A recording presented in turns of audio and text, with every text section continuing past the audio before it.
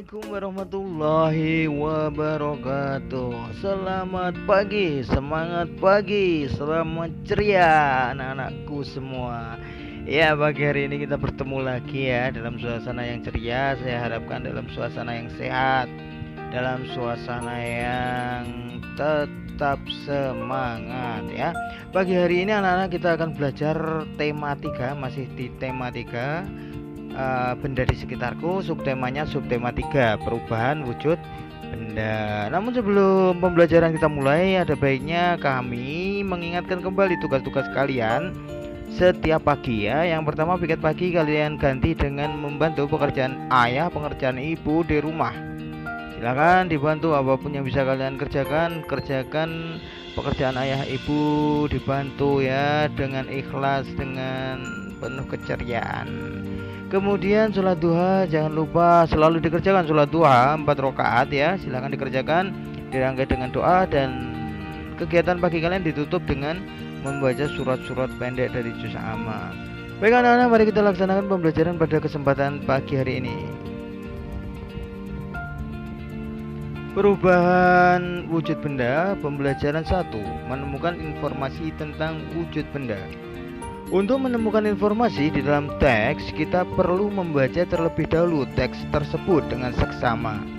Jadi kalau anak-anak kepingin menemukan suatu informasi dalam sebuah teks, teks itu ada yang panjang, ada yang pendek, kalian harus membaca dengan seksama, okay? Kita juga dapat mengajukan pertanyaan dengan diawali kata tanya apa, di mana, kapan, siapa, mengapa, dan bagaimana. Kata-kata tanya ini itu akan kita buat daftar. Apa, di mana, kapan, siapa, mengapa, dan bagaimana. Kita cari apa yang dimaksud di teks ini ya.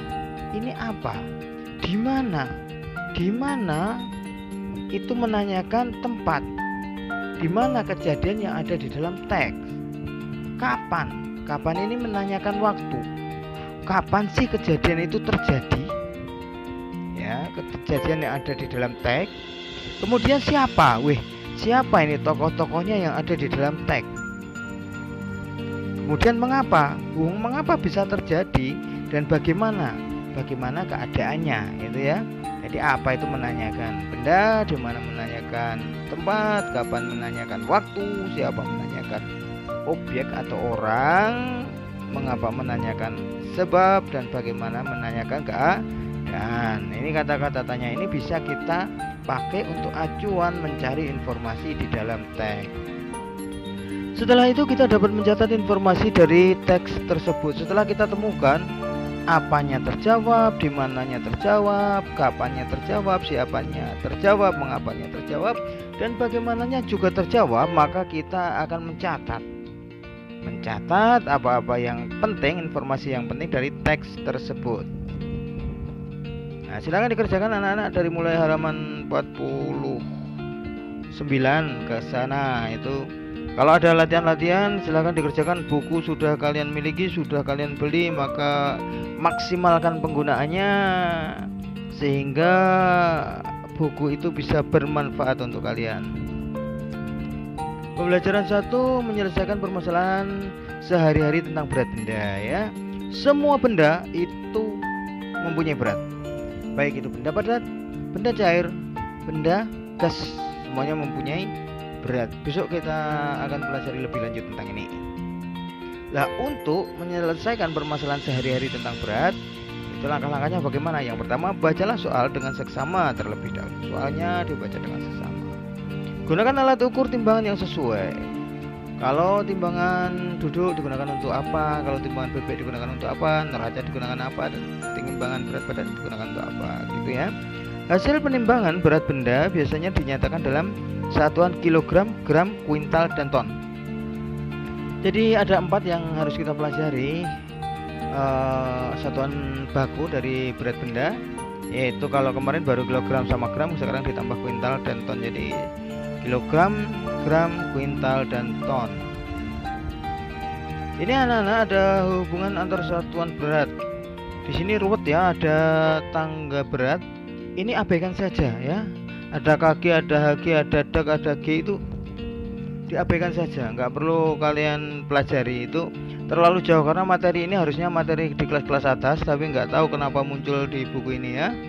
Yang perlu kalian ingat-ingat yang ada di kotak itu, 1 ton sama dengan 1000 kg, 1 kuintal sama dengan 100 kg, 1 ton sama dengan 10 kuintal ya. Ini yang harus kalian ingat-ingat. Yang tangga itu silahkan diabaikan saja, nggak diabaikan sekarang, tapi besok kalau sudah kelas-kelas atas kita pelajari lagi ya, karena belum waktunya, oke? Belum waktunya, nanti malah bingung semua, oke? Ini yang paling pokok itu di kotak itu ya. 1 ton sama dengan 1000 kg, 1 kuintal sama dengan 100 kg, berarti 1 ton sama dengan 10 kintal. Ini ada soal anak-anak ya. Komang menemani itu ya, menemani ibu belanja ke pasar. Ibu membeli 1 kuintal. 1 kuintal tadi berapa? 100 kg. 1 kuintal tepung terigu, 15 kg gula pasir, 10 lah, ini 10-nya juga salah. Ini 10 kg telur ayam dan 20 kg susu bubuk. Berapa kilogram semua belanjaan ibu ya? Ini di bagian latihan tidak perlu dikirim ya. Berarti 1 kuintal sama dengan 100 ya. 100 kg ditambah 15 kg ditambah 10 kg ditambah 20 kg. Ini dipakai latihan tapi tidak perlu dikirim, tidak wajib dikirim ya. Silahkan dipakai untuk latihan. Pembelajaran 1 seni rupa ya. Seni rupa ini adalah hasil ekspresi manusia yang nyata dan digunakan sebagai sarana komunikasi perasaan antar manusia. Kok rumit sekali ya cara penjabarannya. Seni rupa itu gambar gitu aja ya. Kalau kalian mau kesulitan itu nanti, seni rupa itu gambar ya. Gambar itu apa toh? Ya gambar itu adalah sesuatu yang menunjukkan pikiran kita. Kita membayangkan sesuatu, kemudian kita wujudkan dalam bentuk gambar. Ya, kita membayangkan mobil, maka gambar yang kita ciptakan itu mobil. Tidak pernah orang membayangkan mobil kok terus kemudian gambar yang diciptakan adalah gajah, ya kan enggak. Jadi itu maksudnya hasil ekspresi manusia itu di situ, tapi keterangannya sulit ya untuk kalian ya.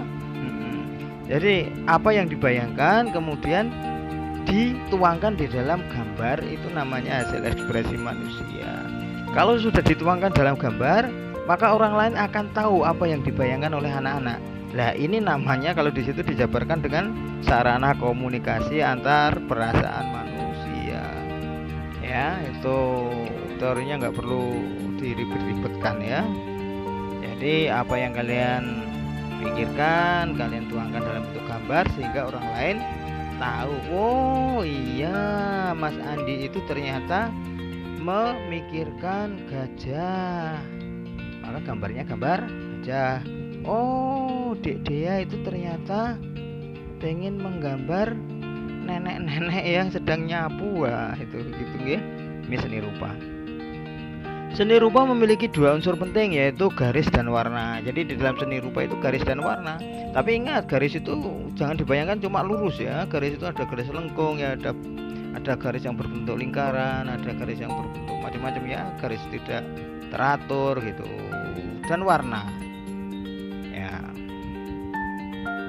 Garis merupakan unsur dasar yang menimbulkan suatu kesan simbolis terhadap orang yang melihatnya. Ini juga tinggi juga. Garis itu ya garis itu seperti itu. Garis itu sebenarnya cuma titik-titik yang disambung gitu aja ya. Itu nanti kalau garis itu dibentuk, itu akan membentuk suatu gambar yang bisa kita pahami. Seperti ini gambar belah ketupat itu ya. Itu terdiri dari 4 garis. Oh, setelah jadi 4 garis itu dihubung-hubungkan terjadi belah ketupat atau segitiga. Itu yang dimaksud simbolis itu di situ. Atau apalagi jajaran ginjang kayak gitu itu. Ya, kalau ini terlalu ruwet anunya ya, tapi tidak apa-apa. Mari kita lanjutkan, makin ruwet makin pandai. Warna membuat sebuah karya seni rupa menjadi lebih indah ya. Jadi warna itu akan memperindah. Memang tujuan diberi warna itu adalah untuk memperindah suatu karya seni. Sebenarnya tidak hanya seni rupa, tidak hanya gambar, tapi ada seni 3 dimensi. Ono guci ya, ada vas bunga, ada patung. Itu kalau dikasih seni dikasih warna kan terlihat lebih bagus. Perpaduan warna juga membuat sebuah karya seni menjadi lebih nyata. Ya, perpaduan yang salah itu akan menjadikan gambar yang harusnya itu sketsanya bagus itu menjadi jelek. Tapi perpaduan yang bagus, perpaduan warna yang bagus, itu walaupun sketsanya itu jelek, yang belum diwarnai itu jelek, tapi begitu dikasih warna akan terlihat bagus. Jadi juga penting juga, perpaduan warna itu sangat penting juga. Pembelajaran 2, menuliskan informasi tentang perubahan wujud benda. Untuk perubahan wujud benda besok kita buatkan ringkasan lagi ya. Mohon maaf kalau saya kasih ringkasan-ringkasan tulisan-tulisan ya. Kalau memberatkan anak-anak mohon maaf, tapi itu penting. Pada waktu anak-anak menulis itu juga anak-anak belajar ya. Jadi tidak hanya mendengarkan Pak Faru ngomong seperti ini, tapi juga kalian menulis. Mohon maaf, besok kita kasih itu ya. Kita kasih ringkasan yang nanti lebih mudah. Perubahan wujud benda itu apa? Ada mengembun, ada mengablur ya, ada membeku, ada mencair kayak gitu. Besok kita kasihkan ya. Kita dapat memperoleh informasi dengan cara menyimak pembacaan teks oleh orang lain.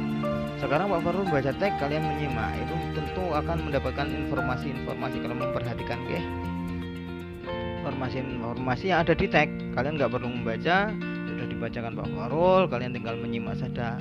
Kemudian kalau nggak ada yang belum jelas, diulang. Setelah itu kita dapat mencatat. Kalau memang penting perlu dicatat, silahkan dicatat keterangannya Pak Farul kalau ngomong agak cepat ya, nggak apa-apa. Gunakan kata-kata baku dan susunan kalimat yang benar dalam penulisan kembali informasi yang didengar ya. Kembali diingatkan lagi di sini bahwa kalau menuliskan segala sesuatunya pakai kata-kata baku, kata-kata yang ada di Kamus Besar Bahasa Indonesia. Kalau belum punya ya lihat itu di perpus. Kalau masa pandemi kalian ke perpus boleh, 1-2 orang boleh, silakan pergi ke perpus. Ayo kerjakan latihan yang ada di buku pena kalian. Kalau ada silakan dikerjakan ya. Kecuali yang terlalu berat tadi, yang tangga berat itu enggak, dilempati saja ya. Kalau kilogram, kuintal ya, gram, ton itu masih mungkin kalian kerjakan. Pembelajaran 2, peran di sekolah. Ada berbagai peran yang dapat kita temui di sekolah. Seperti kepala madrasah, guru, siswa, penjaga sekolah, petugas kebersihan, dan pustakawan. Jadi itu peran-perannya yang ada di sekolah banyak ya. Setiap peran memiliki tugas dan kewajiban masing-masing. Semua peran tersebut sebaiknya dijalankan dengan baik dan sungguh-sungguh. Menemukan informasi dari teks tentang perubahan wujud benda. Informasi tentang perubahan wujud benda dapat diperoleh dengan mengajukan pertanyaan ya.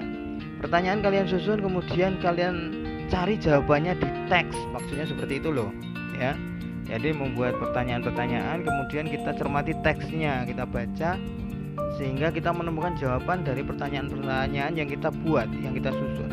Kita dapat membuat kalimat tanya dengan kata tanya sesuai dengan kebutuhan kita, menggunakan apa, bagaimana, kemana, apa, bagaimana, siapa ya, mengapa, di mana, itu yang sesuai ya.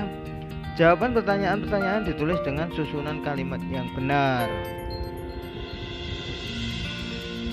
Pembelajaran 3, kesetaraan satuan berat. Ayo ingat kembali satuan berat kilogram dan gram. 1 kilogram adalah 1000 gram. Nah, ini anak-anak tugas kalian hari ini, isilah dengan bilangan yang tepat ya. Ini tugas kalian yang harus kalian foto, yang harus kalian kerjakan dan kalian kirim melalui Google Classroom. Nomor 1, 1 kilogram 110 gram sama dengan berapa gram? Dijadikan gram ya, yang kilogram dijadikan gram. Di mana 1 kilogram sama dengan berapa? Ya, ingat-ingat tadi. Yang ini 1 kilogram sama dengan 1000 gram. Kemudian nomor 2, 2 kilogram plus 20 gram sama dengan berapa gram? Ya. Kemudian 2220 gram sama dengan berapa kilogram? Ditambah berapa gram? 4004 gram sama dengan berapa kilogram ditambah gram?